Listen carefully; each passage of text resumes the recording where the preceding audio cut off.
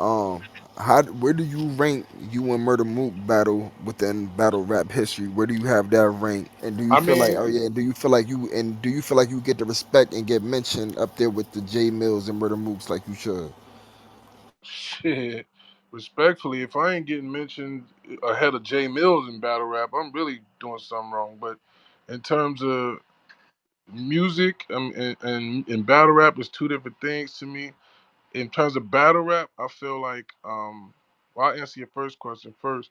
First of all, from what I can see and from the influence that I've derived, it seems like the me and Mook battle is damn near like the most classic battle of all times. I'm trying to think of another one that's like that influential. You know what I'm saying? That's a fact. The Lux and So Mook. Lux and Mook maybe is the only other one that's that I could think of that was. But me and Mooks had a lot more impact only because of the timing of it. And I remember that summer, it was like that shit just was like wildfire. Like that shit was everywhere.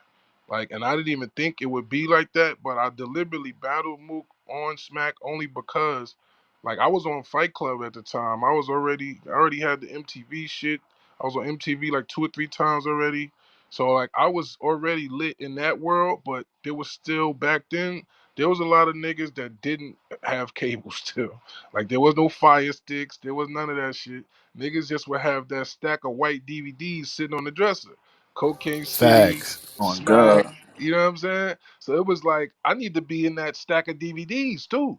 I need to have, 15 niggas in the trap smoking, watching my shit, instead of it just being like, some people had seen my shit and it was like word of mouth, like, yo, this guy Jones is nice.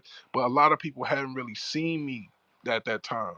You know what I'm saying? It's especially street niggas. So I wanted that audience. I wanted that Smack D. I wanted that DVD audience, and that's when you see I started going on the come up DVDs, and you know what I'm saying, all the different DVDs. So I was really just on my campaign of like touching every aspect of the culture. Like, nah, fuck that. Now I need a Smack battle just cause I only wanted to battle for money, and they didn't have no money at that time, or a venue to even support us battling for money.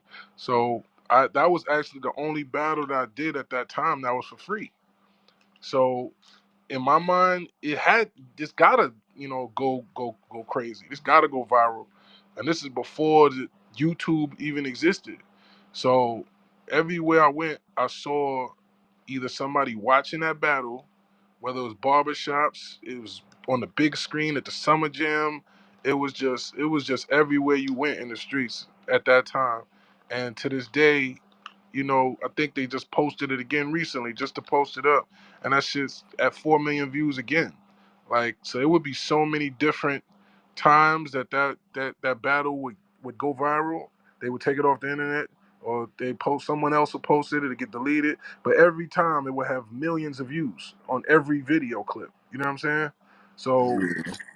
I know for a fact that was either that or Jen is like my most influential battle and one of the most influential battles that existed. And in terms of what was the other question you asked me? My bad.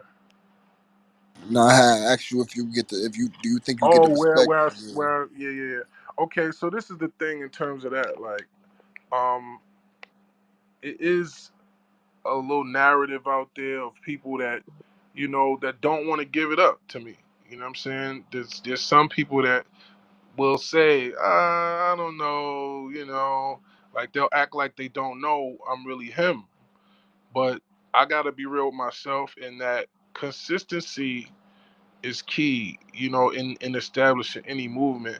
And there was years gaps in between me battling. Like, I didn't battle from 2005, which was the Mook battle, to 2012, which was the Clips battle. You know what I'm saying? And during that time, a lot of people developed whoever they new favorites are or whatever. And when I came back, it's kind of like somebody said this to me that was a fan, and that shit hit home to me one day. It was like niggas was like, bro, you like an absentee pops. It's like, yo, you got this shit lit, and then you left us. So it's like some people feel like that, and they feel like they don't want to admit that you're still the best at something, even if you are. You know what I'm saying? Because they want to feel like, I don't know, man. He was nice back then, though.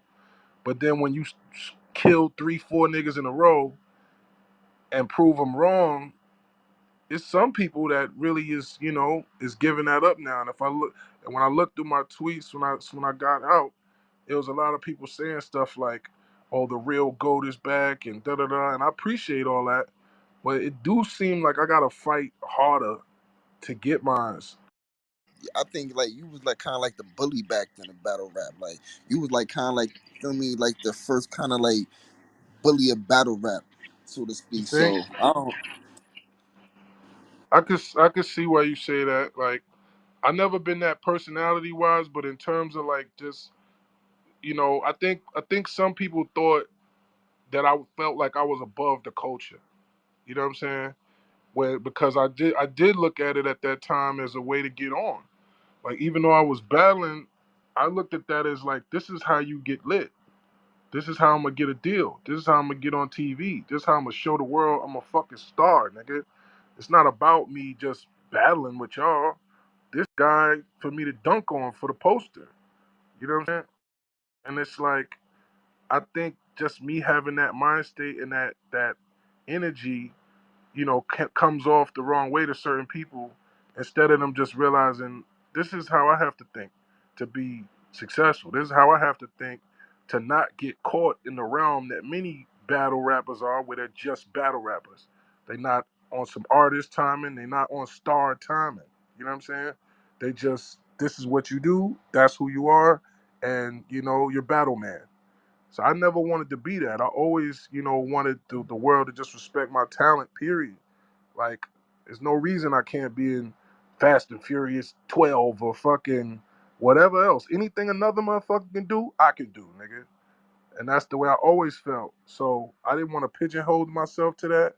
So when I just made the decision to stop battling and only pursue music, and then I get a, $1 million deal, this and that, and then it doesn't work, to some people it's like, see, uh-huh, yeah, now come back here with us where you belong. Like, you know what I mean? Some people want a jacket that way, instead of being like, man, you know what, I always knew you was bigger than this shit, but you still the best at this shit. So I just keep that confidence in my own spirit and in my own, you know what I mean, and I listen to the people so that I can get better, so that I can develop in ways where, I might not have been the best at. So I think at this stage now, like, humbly speaking, I don't think nobody can fuck with me in that realm.